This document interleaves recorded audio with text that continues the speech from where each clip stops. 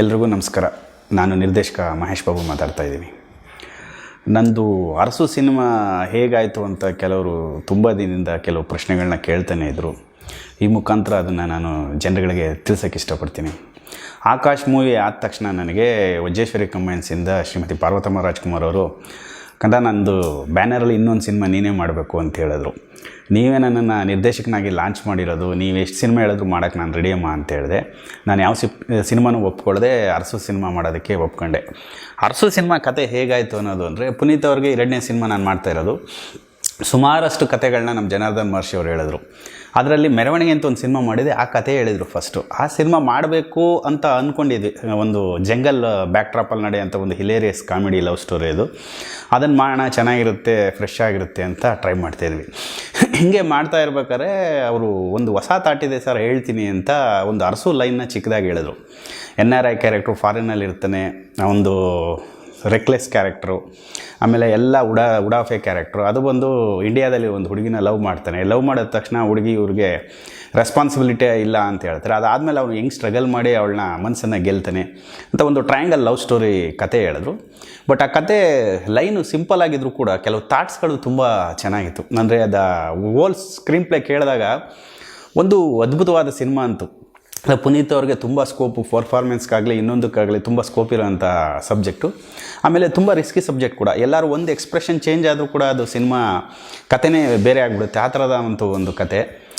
ನಿಜವಾಗ್ಲೂ ನನಗೆ ಅದೃಷ್ಟ ಅಂತಲೇ ಹೇಳ್ಬೋದು. ಆ ಬ್ಯಾನರಲ್ಲಿ ಸಿನಿಮಾ ಸಿಕ್ಕಿ ಆ ಕತೆ ಸಿಕ್ಕಿರೋದು. ವರದಣ್ಣ ಅವರು ಯಾವಾಗಲೂ ಹೇಳಿರೋದು, ಒಬ್ಬ ಡೈರೆಕ್ಟ್ರಿಗೆ ಒಳ್ಳೆ ಕತೆಗಳು ಸಿಗೋದು ಕಷ್ಟ, ಸಿಕ್ಕಿದ್ರೂ ಪ್ರೂವ್ ಮಾಡ್ಕೊಳ್ಳೋದು ಕಷ್ಟ. ನೀವು ಫಸ್ಟ್ ಪಿಕ್ಚರ್ ಪ್ರೂವ್ ಮಾಡ್ಕೊಂಡಿದ್ದೀರಾ. ಈ ಸಿನಿಮಾ ನಿಮಗೆ ಇನ್ನೂ ದೊಡ್ಡ ಹೆಸರನ್ನ ಕೊಡುತ್ತಾರೆ. ಈ ಹೆಸರಿನಿಂದನೇ ನಿಮ್ಮನ್ನ ಜಾಸ್ತಿ ಅರಸು ಡೈರೆಕ್ಟ್ರ್ ಮಹೇಶ್ ಬಾಬು ಅಂತಲೇ ಗುರ್ತಿಡಿತಾರೆ ಅಂತ ಅದು ಯಾವ ಬಾಯಲ್ಲಿ ಹೇಳಿದ್ರು. ಈಗಲೂ ನಾನು ಎಲ್ಲೋದ್ರು ಅರಸು ಡೈರೆಕ್ಟ್ರ್ ಮಹೇಶ್ ಬಾಬುನ ಅಂತ ಕೇಳ್ತಾರೆ. ಅಷ್ಟೊಂದು ಪಾಪ್ಯುಲರ್ ಆದಂಥ ಸಿನಿಮಾ. ಆ ವರ್ಷದಲ್ಲಿ ಆ ಕತೆನ ಮಾಡಬೇಕಾದ್ರೆ ಏನಾಯಿತು ಅಂದರೆ, ಡಿಸ್ಕಷನ್ ಎಲ್ಲ ಶುರು ಮಾಡಿದ್ವಿ.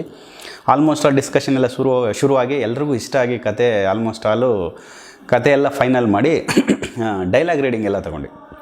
ಡೈಲಾಗ್ ರೀಡಿಂಗ್ ತಗೊಂಡ ತಕ್ಷಣ ಅಣ್ಣ ಅವರು ಪರ್ಫಾರ್ಮೆನ್ಸ್ ಯಾವ ಥರ ಇರಬೇಕು ಅಂತ ಅವರ ದೃಷ್ಟಿಯಲ್ಲಿ ಅವರ ಅನುಭವಗಳನ್ನೆಲ್ಲ ಹಂಚ್ಕೊಂಡು ಹೆಂಗೆ ಮಾಡಿ ತೋರಿಸ್ಬೇಕು ಅಂತ ಅಪ್ಪವ್ರಿಗೆಲ್ಲ ಹೇಳ್ತಾಯಿದ್ರು. ನಮಗೂ ಹಿಂಗೆ ಮಾಡಿದ್ರೆ ಚೆನ್ನಾಗಿರುತ್ತೆ ರೀ ಅಂತ ನಮಗೂ ಹೇಳ್ತಾಯಿದ್ರು. ನಮಗೆ ಅದೆಲ್ಲ ಒಂಥರ ಲೆಸನ್ ಥರ. ಆಮೇಲೆ ವರದಣ್ಣ ಅವರು ಡೈಲಾಗ್ ರೀಡಿಂಗ್ ಕೇಳಿಬಿಟ್ಟು ತುಂಬ ಅದ್ಭುತವಾದ ಸಿನಿಮಾ ರೀ ಅಂತೇಳಿ ಒಂದು ಸ್ವಲ್ಪ ದಿನ ಆದಮೇಲೆ ಅವರು ತೀರ್ಕೊಂಡ್ರು ಡೈಲಾಗ್ ರೀಡಿಂಗ್ ಕೇಳಿ. ನನಗೆ ತುಂಬ ಶಾಕಿಂಗು. ಅಂದರೆ ಎಂಥ ವ್ಯಕ್ತಿನ ಕಳ್ಕೊಂಡ್ವಿ ಅಂತ. ತುಂಬ ಅದ್ಭುತವಾದ ವ್ಯಕ್ತಿ. ಅವ್ರ ಬಗ್ಗೆ ಸುಮಾರು ಇಂಟರ್ವ್ಯೂಲ್ಲಿ ಹೇಳಿದ್ದೀನಿ. ಕತೆ ಬಗ್ಗೆ ನಾಲೆಡ್ಜ್ ಇರೋವಂಥ, ಪ್ರತಿಯೊಂದು ಚೆನ್ನಾಗಿ ಅನಲೈಸ್ ಮಾಡೋವಂಥ ಒಬ್ಬ ಅದ್ಭುತವಾದ ವ್ಯಕ್ತಿ. ಅಂದರೆ ಅವರು ಒಂದರ ಯೂನಿವರ್ಸಿಟಿ ಅಂತಲೇ ಹೇಳ್ಬೋದು ವರದಣ್ಣ ಅವರು, ರಾಜ್ಕುಮಾರ್ ಅವರು. ವರದಣ್ಣ ಅವರು ತೀರ್ಕೊಂಡ್ಬಿಟ್ರು. ತೀರ್ಕೊಂಡ ತಕ್ಷಣ ಸರಿ ಸ್ವಲ್ಪ ದಿನ ಆಗಿ ಅವ್ರ ಕಾರ್ಯ ಎಲ್ಲ ಮುಗಿದ ಮೇಲೆ ಸಿನಿಮಾ ಸ್ಟಾರ್ಟ್ ಮಾಡಬೇಕು ಅಂತ ಮಾಡಿ ಪೂಜೆನ ಶುರು ಮಾಡಿದ್ವಿ. ಪೂಜೆ ಮಾಡಿಬಿಟ್ಟು ಒಂದು ಸ್ವಲ್ಪ ದಿನಕ್ಕೆ ಇನ್ನೇನು ಫಸ್ಟ್ ಡೇ ಒಂದು ಸೆಕೆಂಡ್ ಡೇ ಶೂಟ್ ಮಾಡಿ ಫರ್ದರ್ ಶೂಟಿಂಗ್ ಆಮೇಲೆ ಮಾಡೋಣ ಅಂತ ಒಂದು 2 months ಗ್ಯಾಪ್ ಕೊಟ್ಟು ಲೊಕೇಶನ್ ಎಲ್ಲ ಹುಡುಕಿ ಆರ್ಟಿಸ್ಟ್ ಎಲ್ಲ ಫೈನಲ್ ಮಾಡೋ ಸಮಯದಲ್ಲಿ ರಾಜ್ಕುಮಾರ್ ಅವರು ಪೂಜೆ ಮಾಡಿ ಮುಹೂರ್ತ ಮಾಡಿ ತೀರ್ಕೊಂಡ್ಬಿಟ್ರು. ಅದು ಗೊತ್ತಿದೆ ನಿಮಗೆ. ಅವರು ತೀರ್ಕೊಂಡ ತಕ್ಷಣ ಏನೇನೆಲ್ಲ ಆಯಿತು, ಎಷ್ಟೆಲ್ಲ ಗಲಾಟೆ ಆಯಿತು, ಜನಗಳೆಲ್ಲ ಯಾವ ಥರ ರೆಸ್ಪಾನ್ಸ್ ಮಾಡಿದ್ರು. ಅಂದರೆ ಜನಗಳಿಗೋಸ್ಕರ ಅಭಿಮಾನಿಗಳ ದೇವರು ಅಂತ ಹೇಳಿದ್ರು. ಅಭಿಮಾನಿಗಳೇ ಅವ್ರಿಗೆ ಲಾಸ್ಟಲ್ಲೂ ಕೂಡ ಕಳಿಸ್ಕೊಡೋ ಅಂಥ ಒಂದು ಸಂದರ್ಭ ಬಂತು. ಅದು ಎಲ್ಲ ನೋಡಿರ್ತೀರ. ನಿಜವಾಗ್ಲೂ ನನಗೆ ತುಂಬ ಶಾಕಿಂಗ್ ವಿಚಾರ ಅದು. ಆಮೇಲೆ ಈ ಒಂದು ಅರಸು ಅನ್ನೋದು ಸ್ಪೆಷಲ್ ಏನಪ್ಪ ಅಂತಂದರೆ, ಒಂದು ಮನಸ್ಸಲ್ಲಿ ಒಂದು ನೋವು ಕೂಡ ಇದೆ ನನಗೆ. ಇದೇ ನನ್ನ ಸಿನಿಮಾಲೇ ಅವ್ರದ್ದು ಲಾಸ್ಟ್ ಸಿನಿಮಾ ಆಗೋಯ್ತಲ್ಲ, ಇನ್ನೂ ಅದ್ಭುತವಾದ ಸಿನಿಮಾಗಳು ಬರೋ ಅಂಥ ಒಬ್ಬ ದೊಡ್ಡ ವ್ಯಕ್ತಿಗಳು ಅವರಿಬ್ಬರು ನನ್ನ ಸಿನಿಮಾದಲ್ಲೇ ಕೊನೆ ಆಗೋಯ್ತಲ್ಲ ಅಂತ ಒಂದು ನೋವು ನನಗೆ ಕಾಡ್ತಾ ಇರುತ್ತೆ. ಇನ್ನೊಂದು ನೋವು ಏನು ಅಂತಂದರೆ, ವರದಣ್ಣ ಅವ್ರು ಯಾವಾಗಲೂ ಹೇಳ್ತಾಯಿದ್ರು, ಚೆನ್ನಾಗಿ ಮಾಡ್ತೀರಾ ನೀವು, ನಿಮಗೆ ಟ್ಯಾಲೆಂಟ್ ಇದೆ ಅಂತೆಲ್ಲ ನನಗೆ ಹುರಿದುಂಬಿಸ್ತಾಯಿದ್ರು. ಅವರು ಮತ್ತು ಅಣ್ಣ ಅವರು ಈ ಸಿನಿಮಾ ನೋಡಿದರೆ ಏನು ರಿಯಾಕ್ಟ್ ಮಾಡ್ತಿದ್ರು ಅನ್ನೋದು ನನಗೆ ಸಿಗಲಿಲ್ಲ. ಯಾಕೆಂದರೆ ಮೋಸ್ಟ್ಲಿ ನಮ್ಮ ಸರೌಂಡಿಂಗಲ್ಲೇ ಇದ್ದು ಆ ಸಿನಿಮಾಗಳನ್ನ ಸಕ್ಸಸ್ನ ನೋಡಿ ಅವರು ನನಗೆ ಆಶೀರ್ವಾದ ಮಾಡಿದ್ದಾರೆ ಅಂತ ನಾನು ಈ ಸಂದರ್ಭದಲ್ಲಿ ಹೇಳೋದಕ್ಕೆ ಇಷ್ಟಪಡ್ತೀನಿ. ಅರಸು ನನ್ನ ಕೆರಿಯರಲ್ಲಿ first cinema super duper hit Aakash cinema. But Arasu cinema ನನಗೆ ತುಂಬ ಸ್ಪೆಷಲ್ ಅನಿಸುತ್ತೆ. ಯಾಕೆಂದರೆ ನಾನು ಭಾಳ ಸೆನ್ಸಿಬಲ್ ಆಗಿ ಪ್ರತಿಯೊಂದು ಎಕ್ಸ್ಪ್ರೆಷನ್ಸು ಕೂಡ ಭಾಳ ವರ್ಕಾಗಿ ಮಾಡೋದಂಥ ಸಿನಿಮಾ. ಯಾಕೆಂದರೆ ಮೀರಾ ಜಾಸ್ಮಿನ್ ಒಂದು ಕ್ಯಾರೆಕ್ಟರ್ ಮಾಡಿದ್ದಾರೆ ಸಿನಿಮಾದಲ್ಲಿ. ಆ್ಯಕ್ಚುಲಿ ರಮ್ಯ ಅವರು ಒಂದು ಕ್ಯಾರೆಕ್ಟರ್ ಮಾಡಿದ್ದಾರೆ. ರಮ್ಯ ಅವ್ರನ್ನ ಇಷ್ಟಪಡ್ತಾರೆ, ಮೀರಾ ಜಾಸ್ಮಿನ್ ಅವ್ರನ್ನ ಫ್ರೆಂಡ್ ಥರ ಟ್ರೀಟ್ ಮಾಡ್ತಿರ್ತಾರೆ. ಫ್ರೆಂಡು ಅಂದರೆ ಒಂದೇ ರೂಮಲ್ಲಿ ಇರ್ತಾರೆ ಅವರು. ಒಂದೇ ರೂಮಲ್ಲಿದ್ದಾಗ ಒಂದು ಹುಡುಗಿ ಅವ್ರ ರಿಲೇಷನ್ಶಿಪ್ ಯಾವ ಥರ ಇರುತ್ತೆ, ಒಂದು ಎಕ್ಸ್ಪ್ರೆಷನ್ ಚೇಂಜ್ ಆದರೂ ಕೂಡ ಕಥೆನೇ ಚೇಂಜ್ ಆಗೋವಂಥ ಒಂದು ಸೆನ್ಸಿಟಿವ್ ಸಬ್ಜೆಕ್ಟ್ ಅದು. ಭಾಳ ನಾನು ರಾತ್ರಿ ಆಗಲ್ಲ ಅಂದರೆ ನಿಜವಾಗ್ಲೂ ಭಾಳ ಹಾರ್ಡ್ ವರ್ಕ್ ಮಾಡಿ ಮಾಡೋದಂಥ ಸಿನಿಮಾ. ನನಗೆ ಈಗಲೂ ಅರಸು ಡೈರೆಕ್ಟ್ರು ಅಂತ ಹೇಳ್ಕೊಳ್ಳೋದಕ್ಕೆ ಹೆಮ್ಮೆ ಆಗುತ್ತೆ. ಎಲ್ಲೂ ಹೋದರೂ ನನ್ನ ಯಾವ ಸಿನಿಮಾ ಮಾಡಿದ್ದೀರಾ ಅಂತ ಕೇಳ್ತಾರೆ. ಸರ್ ನನಗೆ ಆಕಾಶ ಅರಸು ಮಾಡಿದ್ದೀನಿ ಅಂದರೆ, ಓ ಅರಸು ಸಿನಿಮಾನ ಡೈರೆಕ್ಟರ ಸರ್ ನೀವು ಅಂದ್ಬಿಟ್ಟು ತುಂಬ ಪ್ರತಿಯೊಬ್ಬರು ಒಂದು ದೊಡ್ಡ ಮಟ್ಟದಿಂದ ಒಂದು BC ಸೆಂಟ್ರಿಂದ ಹೊಡೆದು ಸ್ವಲ್ಪ ಕ್ಲಾಸ್ವರೆಗೂ ಎಲ್ಲರೂ ಇಷ್ಟಪಡೋ ಅಂಥ ಒಂದು ಸಿನಿಮಾ. ತುಂಬ ಎಮೋಷನಲ್ ಮತ್ತು ಒಂದು ಅಫೆಕ್ಷನ್ ಸೆಂಟಿಮೆಂಟ್ ಇರೋವಂಥ ಸಿನಿಮಾ. ನನಗೆ ನನ್ನ ಕೆರಿಯರಲ್ಲೇ ಇದು ಒಂದು ದಿ ಬೆಸ್ಟ್ ಸಿನಿಮಾ ನನಗೆ ಅಂತ ಹೇಳೋದಕ್ಕೆ ಇಷ್ಟಪಡ್ತೀನಿ. ಮುಂದೆ ಆ ಥರದ ಸಬ್ಜೆಕ್ಟು ಸಿಗುತ್ತೋ ಅದನ್ನು ಮಾಡೋ ಅಷ್ಟು ಕೆಪಾಸಿಟಿ ನನಗೆ ಇರುತ್ತೋ ಇಲ್ವೋ ಗೊತ್ತಿಲ್ಲ. ಬಟ್ ಎಲ್ಲ ದೇವರ ಆಶೀರ್ವಾದ ಮತ್ತು ವಜೇಶ್ವರಿ ಕಮ್ಮೈನ್ಸ್ ಅವರು, ಅಮ್ಮ ಅವ್ರದ್ದು, ಮತ್ತು ವರದಣ್ಣ ಅವರು, ರಾಜ್ಕುಮಾರ್ ಅವರು, ಅಪ್ಪವರು, ರಾಘಣ್ಣ, ಶಿವಣ್ಣ, ಹೋಲ್ ಫ್ಯಾಮಿಲಿ ನನಗೆ ಸಪೋರ್ಟಾಗಿ ನಿಂತ್ಕೊಂಡು ಆ ಸಿನಿಮಾ ಮಾಡೋದಕ್ಕೆ. ಆಮೇಲೆ ಆ ಸಿನಿಮಾನ ತುಂಬ ಗ್ರ್ಯಾಂಡಾಗಿ ಮಾಡಬೇಕು ಅಂತ ರಾಘಣ್ಣ ಅವರು ನನಗೆ ಕೊನೆಯ ಸಿನಿಮಾ ಅಪ್ಪಾಜಿದು, ವರದಣ್ಣ ಅವ್ರದ್ದು ತುಂಬ ಗ್ರ್ಯಾಂಡಾಗಿ ಮಾಡಿ ಅಂತ ಜರ್ಮನಿಯಲ್ಲಿ ಮತ್ತು ವೆನಿಸಲ್ಲೆಲ್ಲ ಶೂಟ್ ಮಾಡಿದ್ವಿ.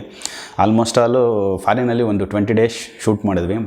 ಆ್ಯಕ್ಚುಲಿ ಮೊದಲು ಆಸ್ಟ್ರೇಲಿಯಾದಲ್ಲಿ ಮಾಡಬೇಕಿತ್ತು, ಗೋಲ್ಡ್ ಕೋಸ್ಟ್ ಅಂತ. ಅಲ್ಲಿ ನಾವು ಮತ್ತು ಪುನೀತ್ ಅವರು, ಆಮೇಲೆ ರಾಕ್ಲೈನ್ ವೆಂಕಟೇಶ್ ಸರು ಅಲ್ಲಿ ಶೂಟಿಂಗ್ ಮಾಡಿದರು ಪ್ರೀತ್ಸಿ ಅಂತ. ಲೊಕೇಶನ್ ತೋರಿಸ್ತೀನಿ ಅಂದ್ಬಿಟ್ಟು ಅವರು, ಆಮೇಲೆ ಇನೋವೇಟಿವ್ ಶರವಣನವ್ರು ಕರ್ಕೊಂಡು ಹೋಗಿದ್ರು ನಮ್ಮನ್ನ. ಆಮೇಲೆ ನಮ್ಮ ಮ್ಯಾನೇಜರ್ ರಾಜ್ಕುಮಾರ್ ಅಂತವ್ರು ಬಂದಿದ್ದರು, NS ರಾಜ್ಕುಮಾರ್ ಅವರು. ಜೊತೆಯಲ್ಲಿ ಹೋಗಿ ನೋಡಿ ಆಲ್ಮೋಸ್ಟ್ ಅಲ್ಲೆಲ್ಲ ಶೂಟ್ ಮಾಡಬೇಕು ಅಂತ ಅಂದ್ಕೊಂಡಿದ್ವಿ. ಬಟ್ ಕಾರಣಾಂತರಗಳಿಂದ ಅಲ್ಲಿ ಆಸ್ಟ್ರೇಲಿಯಾದಲ್ಲಿ ನಾವು ಶೂಟ್ ಮಾಡೋಕ್ಕಲ್ಲ, ಮೆಲ್ಬರ್ನು ಮತ್ತು ಸಿಡ್ನಿಯಲ್ಲೆಲ್ಲ ಲೊಕೇಶನ್ ನೋಡಿ ಬಂದಿದ್ವಿ. ಕೊನೆಗೆ ಇಮ್ಮಿಡಿಯೇಟು ನಾವು ಶೂಟಿಂಗ್ ಮಾಡ್ಬೇಕಾದ್ರೆ ಅಲ್ಲಿಗೆ ಶಿಫ್ಟ್ ಮಾಡಬೇಕು ಅನ್ನೋ ಟೈಮ್ಲಿ ಏನೋ ಸ್ವಲ್ಪ ಲೊಕೇಶನ್ ಪ್ರಾಬ್ಲಮ್ ಆಗಿ ಇಮ್ಮಿಡಿಯೇಟು ಡಿಸೈಡ್ ಮಾಡಿ ನಾವು ಫಸ್ಟು ಫ್ರ್ಯಾಂಕ್ಫರ್ಟಲ್ಲಿ ಶೂಟ್ ಮಾಡಿದ್ವಿ. ಅದಾದಮೇಲೆ ಶಿವಣ್ಣ ಅವರ ವೈಫು ಗೀತಕ್ಕ ಇದ್ದಾರಲ್ಲ, ಅವರು ಒಂದು ಹೇಳಿದ್ರು, ವೆನಿಸ್ ತುಂಬ ಚೆನ್ನಾಗಿದೆ ಮಹೇಶ್, ಅಲ್ಲಿ ಶೂಟ್ ಮಾಡಿ, ಹೊಸದಾಗಿರುತ್ತೆ, ನಾವು ನೋಡಿದ್ದೀವಿ ಅಲ್ಲಿ ಎಲ್ಲ ಸ್ವಲ್ಪ ಸಮುದ್ರದಲ್ಲಿರೋಂಥ ಮಧ್ಯದಲ್ಲಿರೋಂಥ ಜಾಗ, ತುಂಬ ಹೊಸದಾಗಿರುತ್ತೆ ಅಂದರು. ಕೊನೆಗೆ ವೆನಿಸ್ಗೆ ನಾವು ಸಾಂಗ್ ಶೂಟ್ ಮಾಡೋದಕ್ಕೆ ಹೋದ್ವಿ. ಬಟ್ ಸಿನಿಮಾ ಬಗ್ಗೆ ಅದ್ರ ಬಗ್ಗೆ ಎಷ್ಟು ಹೇಳಿದ್ರು ನನಗೆ ಹೇಳ್ತಾನೆ ಇರಬೇಕು ಅನಿಸುತ್ತೆ, ಆ ಥರ ಅನುಭವಗಳು. ಆಮೇಲೆ ಮೀರಾ ಜಾಸ್ಮಿನ್ ಅವರು ತುಂಬ ಸಪೋರ್ಟಿವ್ ಕ್ಯಾರೆಕ್ಟರ್. ಎಂಥ ಆರ್ಟಿಸ್ಟ್ ಅಂತಂದರೆ ಅವರು ನಿಜವಾಗ್ಲೂ ಆ ಥರದ ಆರ್ಟಿಸ್ಟ್ನ ನಾನು ನೋಡೇ ಇಲ್ಲ ಅನ್ಸುತ್ತೆ. ಸ್ಪೆಷಲಾಗಿ ಮಲಯಾಳಂ ಆರ್ಟಿಸ್ಟ್ಗಳೆಲ್ಲ ಸ್ವಲ್ಪ ಎಕ್ಸ್ಪ್ರೆಸಿವ್ನ ತುಂಬ ಚೆನ್ನಾಗಿ ಆ್ಯಕ್ಟ್ ಮಾಡ್ತಾರೆ. ಆಮೇಲೆ ಲ್ಯಾಂಗ್ವೇಜ್ ಬಗ್ಗೆ ಯಾವುದೇ ಲ್ಯಾಂಗ್ವೇಜ್ ಆಗಿರಲಿ, ಈಗ ಅವ್ರು ತಮಿಳಲ್ಲಿ ಮಾಡ್ಬೋದು, ಹಿಂದಿಲಿ ಮಾಡ್ಬೋದು, ಯಾವುದನ್ನು ಕೂಡ ಅವರು ಪ್ರಾಂಪ್ಟಿಂಗ್ ತಗೊಳ್ಳೋದಾಗಲಿ ಇನ್ನೊಂದಾಗಲಿ ಮಾಡಲ್ಲ. ಫುಲ್ ಪೇಜ್ ಡೈಲಾಗ್ ಕೊಡಿ, 2 ಪೇಜ್ ಡೈಲಾಗ್ ಕೊಡಿ, ಒಂದೇ ಬಯಾಟ್ ಮಾಡಿಕೊಂಡು ಹಾರ್ಡ್ ವರ್ಕ್ ಮಾಡಿ ಬೆಳಗ್ಗೆ ಬಂದು ಒಪ್ಪಿಸಿ ಮಾಡ್ತಾರೆ, ಆ ಥರ ಕ್ಯಾರೆಕ್ಟ್ರು. ಮೀರಾ ಜಾಸ್ಮಿನ್ದು ರಮ್ಯ ಅವ್ರ ಜೊತೆ ಮುಂಚೆನೇ ನಾನು ಅಸೋಸಿಯೇಟಾಗಿ ವರ್ಕ್ ಮಾಡಿದ್ದೆ. ಆಮೇಲೆ ನನ್ನ ಸಿನಿಮಾ ಆಕಾಶಲ್ಲಿ ಆ್ಯಕ್ಟ್ ಮಾಡಿದರು. ಅದಾದಮೇಲೆ ಮೀರಾ ಜಾಸ್ಮಿನ್ ಬಗ್ಗೆ ಸ್ಪೆಷಲಾಗಿ ಹೇಳಬೇಕು ಏನಪ್ಪ ಅಂದರೆ, ಅವರು ನಾವು ಡೈಲಾಗ್ ಏನಾರ ಕೊಡ್ತೀವಿ ಅಂತಂದರೆ ಫಸ್ಟು ನೋಡ್ತಾರೆ ಎಷ್ಟು ಪೇಜ್ ಇದೆ ಡೈಲಾಗು ಅಂತ. ಸರಿ ಓಕೆ ಸರ್ ಅಂತಾರೆ. ಆಮೇಲೆ ನಾವು ಡೈಲಾಗ್ ಕೊಟ್ಟರು ಇಷ್ಟಿದೆಯಾ ಸರ್, ಇಷ್ಟು ಶಾರ್ಟ್ ಇಷ್ಟು ಕಟ್ ಮಾಡ್ತೀರಾ, ಹಿಂಗೆ ಮಾಡ್ತೀರಾ ಅಂತ ಕೇಳ್ತಿರ್ಲಿಲ್ಲ. 2 ಪೇಜ್ ಡೈಲಾಗ್ ಒಂದೇ ಶಾರ್ಟಲ್ಲಿ ತೆಗಿತೀನಿ ಮೇಡಮ್ ಅಂದರೆ ಓಕೆ ಸರ್ ನೋ ಪ್ರಾಬ್ಲಮ್ ಅಂತ ಅಷ್ಟೊಂದು ಕಾನ್ಫಿಡೆನ್ಸ್ ಇರುವಂಥ ಒಬ್ಬರು ಆರ್ಟಿಸ್ಟು ಮೀರಾ ಜಾಸ್ಮಿನ್ ಅವರು. ಅವರು ತುಂಬ ದೊಡ್ಡ ದೊಡ್ಡ ಡೈರೆಕ್ಟರ್ ಜೊತೆಲೆಲ್ಲ ಕೆಲಸ ಮಾಡಿದ್ದಾರೆ. ಮಣಿರತ್ನಮ್ ಅವರು, ಪಾಸಿಲ್ ಅವರು, ತುಂಬ ಲಿಂಗುಸ್ವಾಮಿ ಅಂತ ಎಂತ ದೊಡ್ಡ ದೊಡ್ಡ ಡೈರೆಕ್ಟರ್ಗಳ ಜೊತೆ ಕೆಲಸ ಮಾಡಿರೋರು. ಅವ್ರ ಜೊತೆ ಕೆಲಸ ಮಾಡೋದು ನನಗೆ ನನ್ನ ಪುಣ್ಯ ಅಂತಲೇ ಹೇಳೋಕ್ಕೆ ಇಷ್ಟಪಡ್ತೀನಿ. ತುಂಬ ಕಂಫರ್ಟಬಲ್ ಆರ್ಟಿಸ್ಟು. ಒಂದು ದಿನ ಒಂದು ಸಮಸ್ಯೆ ಆಗಲಿ ನಮಗೆ ಯಾವುದೋ ರೀತಿಯೂ ಕೊಡಲಿಲ್ಲ. ಮೀರಾ ಜಾಸ್ಮಿನ್ ಅವ್ರಿಗೆ ಡೈಲಾಗ್ ಕೊಟ್ಟರೆ ಅವರು ಡೈಲಾಗೆಲ್ಲ 2 ಪೇಜ್ 3 ಪೇಜ್ ಡೈಲಾಗ್ ಇದ್ದರೂ ಸರಿ ಅವರು ಎಲ್ಲ ಪ್ರಿಪೇರಾಗಿ ಬರೋರು. ಸರ್ ರೆಡಿ ಸರ್, ಏನು ಸರ್ ಡೈಲಾಗ್ ಅಂದರು. ಸುಮ್ಮನೆ ತಮಾಷೆಗೆ 1 ಪೇಜ್ ಅಂತಂದರೆ ರೆಡಿ ಸರ್ ಅಂತನೋರು. ಹೌದಾ ಅಂತ ಶಾಕಿಂಗ್ ಏನು ರಿಯಾಕ್ಷನ್ ಕೊಡ್ತಿರ್ಲಿಲ್ಲ. ಅಂದರೆ ಅಷ್ಟೊಂದು ಡೆಡಿಕೇಶನ್ ಇರೋವಂಥ ಒಬ್ಬರು ಆರ್ಟಿಸ್ಟ್ ಅವರು. ಆಮೇಲೆ ಅವರು ಸರ್ ನಾನು ಒಂದು ಸಲ ಆ್ಯಕ್ಟ್ ಮಾಡ್ತೀನಿ ನೋಡಿ ಸರ್ ಈ ಡೈಲಾಗ್ಗೆ ಅಂತಂದ್ಬಿಟ್ಟು ಒಂದು ಸಲ ಆ್ಯಕ್ಟ್ ಮಾಡೋರು. ಚೆನ್ನಾಗಿರ್ತಿತ್ತು. ಸರ್ ಇನ್ನೊಂದು ಥರ ಆ್ಯಕ್ಟ್ ಮಾಡ್ತೀನಿ ನೋಡಿ ಸರ್ ಅನ್ನೋರು. ಅಂದರೆ ಫಸ್ಟಲ್ಲಿ ಬರೀ ಫೇಸ್ ಎಕ್ಸ್ಪ್ರೆಷನಲ್ಲಿ ಜಾಸ್ತಿ ಮಾಡ್ತಾಯಿದ್ರು. ಇನ್ನೊಂದು ಥರ ಆ್ಯಕ್ಟಿಂಗ್ ಮಾಡ್ತೀನಿ ಅಂತಂತ ಸ್ವಲ್ಪ ಬಾಡಿ ಲ್ಯಾಂಗ್ವೇಜ್ ಜಾಸ್ತಿ ಯೂಸ್ ಮಾಡ್ತಿದ್ರು. ವಿತ್ ಎಕ್ಸ್ಪ್ರೆಷನ್ ಜೊತೆಲಿ ಬಾಡಿ ಲ್ಯಾಂಗ್ವೇಜ್ ಮಾತ್ರ ಜಾಸ್ತಿ ಯೂಸ್ ಮಾಡ್ತಿದ್ರು. ಸರ್ ಇನ್ನೊಂದು ಥರ ಆ್ಯಕ್ಟ್ ಮಾಡ್ತೀನಿ ನೋಡಿ ಸರ್ ಅಂತ ಇನ್ನೊಂದು ಸಲ ಅದೇ ಸೇಮ್ ಡೈಲಾಗ್ನ ಇನ್ನೊಂದು ಥರ ಆ್ಯಕ್ಟ್ ಮಾಡೋರು. ಅದು ಯಾವ ಥರ ಆ್ಯಕ್ಟ್ ಮಾಡೋರು ಅಂದರೆ ಫೇಸ್ ಎಕ್ಸ್ಪ್ರೆಷನು ಸ್ವಲ್ಪ ಕಮ್ಮಿ ಇರೋದು, ಬಾಡಿ ಲ್ಯಾಂಗ್ವೇಜ್ ಇರಲಿಲ್ಲ. ಆ ಥರ ಒಂದು ಬ್ಲ್ಯಾಂಕಾಗಿ ಒಂಥರ ಆ್ಯಕ್ಟ್ ಮಾಡಿ ಅದು ಒಂಥರ ಚೆನ್ನಾಗಿರೋದು. ನನಗೆ ಯಾವ್ದು ತೊಗೋಬೇಕು ಅಂತಲೇ ಗೊತ್ತಾಗ್ತಿಲ್ಲ. ನಾನು 3 ಚೆನ್ನಾಗಿದೆ ಮೇಡಮ್ ಯಾವ್ದಾರು ಮಾಡಿ ಅಂತೇಳಿ. ಇಲ್ಲ ಸರ್ ನಿಮ್ಗೆ ಯಾವ್ದು ಚೆನ್ನಾಗಿ ಕಾಣಿಸುತ್ತೆ ಅಂದರೆ ನಾನು ಜಾಸ್ತಿ ಎಕ್ಸ್ಪ್ರೆಷನ್ನು ಮತ್ತು ಬಾಡಿ ಲ್ಯಾಂಗ್ವೇಜ್ 2 ಮಿಕ್ಸ್ ಮಾಡಿರೋದು ಅಂತ ನನಗೆ ಭಾಳ ಇಷ್ಟ. ಅದನ್ನೇ ಮಾಡಿ ಮೇಡಮ್ ಅಂತ ಹೇಳ್ತಾ ಇದ್ದೆ. ಆಮೇಲೆ ಭಾಳ ಅವ್ರು ಹೆಂಗೆ ಅಂದರೆ ತುಂಬ ನನ್ನ ಕಂಡ್ರೆ ಭಾಳ ಒಂಥರ ಆತ್ಮೀಯತೆ ಜಾಸ್ತಿ ಬೆಳೀತು ಸಿನಿಮಾದಲ್ಲಿ. ಅದೇನೋ ಗೊತ್ತಿಲ್ಲ, ನನ್ನ ಕಂಡ್ರೆ ಭಾಳ ಇಷ್ಟ ಅವ್ರಿಗೆ. ಸಿನಿಮಾ ನೋಡಬೇಕಾದ್ರೂ ಕೂಡ ರಿಲೀಸ್ ಆದಮೇಲೆ ಅರಸು ಅವರು ನನ್ನ ಜೊತೆಲೇ ಸಿನಿಮಾ ನೋಡಬೇಕು ಅಂತ PVRL ಹೋಗಿ ನನ್ನನ್ನೇ ಕರ್ಕೊಂಡೋಗಿ ಸಿನಿಮಾ ನೋಡಿದ್ರು. ಏನೋ ಒಂಥರ ರೆಸ್ಪೆಕ್ಟು ನನ್ನ ಕಂಡ್ರೆ ಡೈರೆಕ್ಟ್ರು ಅಂತಂದರೆ ಭಾಳ ರೆಸ್ಪೆಕ್ಟ್ ಅವ್ರಿಗೆ. ಅದೆಲ್ಲ ಮರೆಯೋಕ್ಕಾಗದೆ ಅಂತ ಕ್ಷಣ. ಆಮೇಲೆ ಅಪ್ಪವ್ರ ಬಗ್ಗೆ ಮಾತಾಡೋಂಗೆ ಇಲ್ಲ. ಆ್ಯಕ್ಚುಲಿ ಅವರು ನಾನು ಅಸೋಸಿಯೇಟ್ ಆಗಿಂದ ನೋಡ್ತಾ ಇದ್ದೀನಿ. ಈ ಸಿನಿಮಾ ಆಗೋದಕ್ಕೆ ಅವರು ಒಂದು ಕಾರಣ. ಒಂದು ಖುಷಿ ವಿಷಯ ಏನಪ್ಪ ಅಂದರೆ ಈ ಸಿನಿಮಾದಲ್ಲಿ ಅವ್ರಿಗೆ ಫಿಲ್ಮ್ಫೇರ್ ಅವಾರ್ಡ್ ಸಿಕ್ತು. ಫಿಲ್ಮ್ಫೇರ್ ಅವಾರ್ಡ್ ಸಿಕ್ಕಿದಾಗ ಸ್ಟೇಜ್ ಮೇಲೆ ಅವರು ಅವಾರ್ಡ್ ತಗೊಂಡಾಗ ಈ ಅವಾರ್ಡ್ನ ನಾನು ಡೆಡಿಕೇಟ್ ಮಾಡ್ತಾಯಿದ್ದೀನಿ ನನ್ನ ಫಾದರ್ಗೆ ಅಂತೆಲ್ಲ, ಯಾಕಂದರೆ ಅಪ್ಪಾಜಿ ತೀರ್ಕೊಂಬಿಟ್ಟಿದ್ರು ಆಗ ಅಂತೇಳಿ ಸ್ಟೇಜ್ ಮೇಲೆ. ಆಮೇಲೆ ಈ ಸಿನಿಮಾ ಸಕ್ಸಸ್ಗೆ ಕಾರಣ ಮಹೇಶ್ ಬಾಬು ಅವರು ಅಂತ ನನ್ನ ಹೆಸರು ಸ್ಟೇಜಲ್ಲಿ ಹೇಳಿದ್ರು ಅಷ್ಟು ಜನದ ಮಧ್ಯೆ. ನನಗೆ ಅದೊಂದು ಹೆಮ್ಮೆನೋ ವಿಷಯ ನಿಜವಾಗ್ಲೂ. ಒಬ್ಬ ನಿರ್ದೇಶಕನಿಗೆ ಒಬ್ಬರು ನಟರು ಕೊಡುವಂಥ ಗೌರವ ನೋಡಿ ನನಗೆ ಭಾಳ ಖುಷಿಯಾಯಿತು. ಅವರು ಈ ಸಿನಿಮಾದಲ್ಲಿ ತುಂಬ ಎಫರ್ಟ್ ಹಾಕಿದ್ರು ಅಪ್ಪು ಅವರು. ಪ್ರತಿಯೊಂದು ಎಕ್ಸ್ಪ್ರೆಷನ್ ಆಗಲಿ 2 ಸಲ 3 ಸಲ ಕೇಳಿಕೊಂಡು ಇಲ್ಲ ಮಾಡಿ ತೋರಿಸ್ತಿದ್ದೆ ನಾನು, ಈ ಥರ ಇದ್ರೆ ಚೆನ್ನಾಗಿರುತ್ತೆ ಸರ್ ಅಂತ. ಅವರೊಬ್ಬರು ಡೈರೆಕ್ಟರ್ ಆರ್ಟಿಸ್ಟ್ ಅಂತ ಹೇಳೋಕ್ಕೆ ಇಷ್ಟಪಡ್ತೀನಿ.